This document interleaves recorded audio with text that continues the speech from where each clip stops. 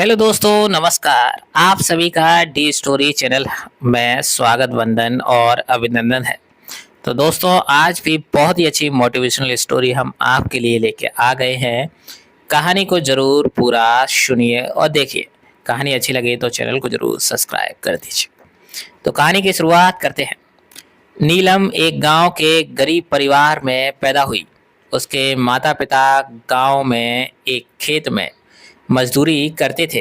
बहुत ही मुश्किल से गुजर बसर होती थी। नीलम 2 साल की थी, तभी गांव में बाढ़ आ गई। नीलम के पिता उस बाढ़ में बह गए। नीलम और उसकी माँ किसी तरह बच गई। नीलम की माँ को भी गहरी चोटें आई थी। अस्पताल में नीलम को अपनी बहन बबीता को देते हुए नीलम की माँ ने कहा, बहन इसे अपनी बेटी मानकर पालना। यह सुनकर बबीता ने कहा, ऐसा क्यों बोलती हो दीदी, आप तो ठीक हो जाओगी। यह सुनकर नीलम की माँ के आंसू बहने लगे और कुछ देर ही बाद उसने अपने प्राण भी त्याग दिए। बबीता ने अपने पति मोहनलाल जी की मदद से किसी तरह नीलम की माँ का अंतिम संस्कार किया और फिर वह नीलम को लेकर शहर चली आई। शहर में उनका छोटा सा फ्लैट था जो कि किराए पर था। मोहनलाल जी एक छोटी सी नौकरी कर शहर में गुजर बसर करते थे। इस पर नीलम के आने के बाद खर्चा और बढ़ गया था। 2 साल की बच्ची को पालना भी आसान नहीं था। मोहनलाल जी को यह सब पसंद नहीं आ रहा था। बबीता किसी तरह नीलम को पाल रही थी। कुछ दिन बाद एक दिन बबीता अपने पड़ोस में रहने वाली सहेली सुजाता से बात कर रही थी। बहन, समझ नहीं आ रहा है क्या करूं। इनकी थोड़ी सी तनख्वाह में हमारा ही गुजर बसर बड़ी मुश्किल से होता है। अब नीलम के आ जाने से बहुत परेशानी हो रही है। सुजाता ने कहा, एक काम कर, इसे एक अनाथ आश्रम में छोड़ा, वहां अपने आप पल जाएगी। बबीता बोली, ये क्या कह रही है तू? मेरी बहन की अमानत है। मेरा अपना बच्चा होता तो क्या मैं उसे अनाथ आश्रम में छोड़ देती? यह सुनकर सुजाता ने कहा, मुझे माफ कर देना, ना जाने मैं भी क्या बोल गई। एक काम कर ना, मैं इसे कुछ घंटे संभाल लूंगी, तू काम ढूंढ ले। मेरा मतलब कुछ घरों में काम करना शुरू कर ले। सुबह साफ सफाई करने का काम मिल जाएगा, उससे इसका खर्च तो निकल ही जाएगा ना। बबीता ने बोला, तू ठीक कह रही है। अगर तू इसे कुछ देर संभाल लेगी तो मेरी बहुत मदद हो जाएगी। सुजाता ने कहा, अरे ये तो पुण्य का काम है, तू चिंता मत कर। बबीता को एक रास्ता नजर आ रहा था। शाम को उसने मोहनलाल जी से बात की। उन्होंने कहा, जैसा तुम चाहो करके देख लो, नहीं तो इसे किसी को देना पड़ेगा। अगले दिन से बबीता काम ढूंढने लगती है। कुछ लोगों से बात करके उसे 2 घरों में काम मिल जाता है। धीरे धीरे समय बीतने लगता है। नीलम अब 5 साल की हो गई थी। बबीता अब घरों में पूरे दिन काम करती थी। नीलम अब घर में अकेले रह सकती थी। बीच बीच में सुजाता उसकी देखभाल करने के लिए आ जाती थी। बबीता को मेहनत करके भी एक खुशी मिलती थी। नीलम को वह बहुत प्यार करती थी। धीरे धीरे मोहनलाल जी का स्वभाव बदलने लगा था। वो भी नीलम को अपनी बेटी मानने लगे थे। बबीता ने नीलम का एक स्कूल में दाखिला करा दिया। दोनों नीलम को बेटी की तरह पाल रहे थे।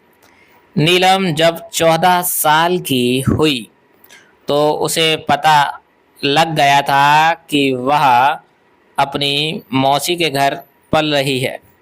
बबीता दिन भर काम करती थी। शाम को थक हार कर जब वह घर आती थी तो वह नीलम से कुछ करने के लिए कह देती थी, जिससे नीलम को लगने लगा था कि उसकी मौसी खुद तो सारा दिन घूमती रहती है और सारा काम उस पर डाल देती है।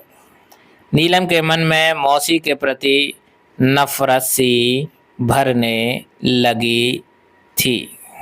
नीलम अब सुजाता से भी बात नहीं करती थी, इसीलिए सुजाता ने भी आना छोड़ दिया था। इसी तरह समय बीत रहा था। समय के साथ नीलम के मन में बबीता के प्रति नफरत बढ़ती जा रही थी। कुछ दिन बाद उसने बबीता को उल्टे जवाब देना शुरू कर दिया था।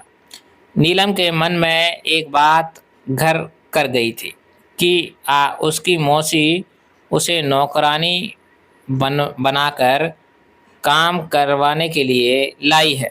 पता नहीं उसके माता पिता मरे भी हैं या मौसी झूठ बोल दिया है। मोहनलाल जी और बबीता को नीलम के इस व्यवहार से बहुत दुख होता था। वे दोनों नीलम को समझाने की कोशिश करते थे, लेकिन वह उन्हें उल्टा ही बोल देती थी। नीलम की पढ़ाई पूरी हो चुकी थी। उसने नौकरी ढूंढना शुरू कर दिया। एक दिन उसने घर आकर बबीता को बताया कि उसे एक कंपनी में नौकरी मिल गई है। बबीता बहुत खुश हुई कि उसने अपनी बहन से किया वादा पूरा किया। नीलम को अभी नौकरी करते ही कुछ ही दिन हुए थे कि उसने अलग से फ्लैट किराए पर ले लिया और वह अलग रहने लगी। जब नीलम जा रही थी तो बबीता ने उसे रोकने की बहुत कोशिश की, लेकिन वह कहने लगी, अब तुम्हारी गुलाम बनकर नहीं रह सकती, इसीलिए मैं जा रही हूँ। मोहनलाल जी और बबीता को बहुत दुख हुआ।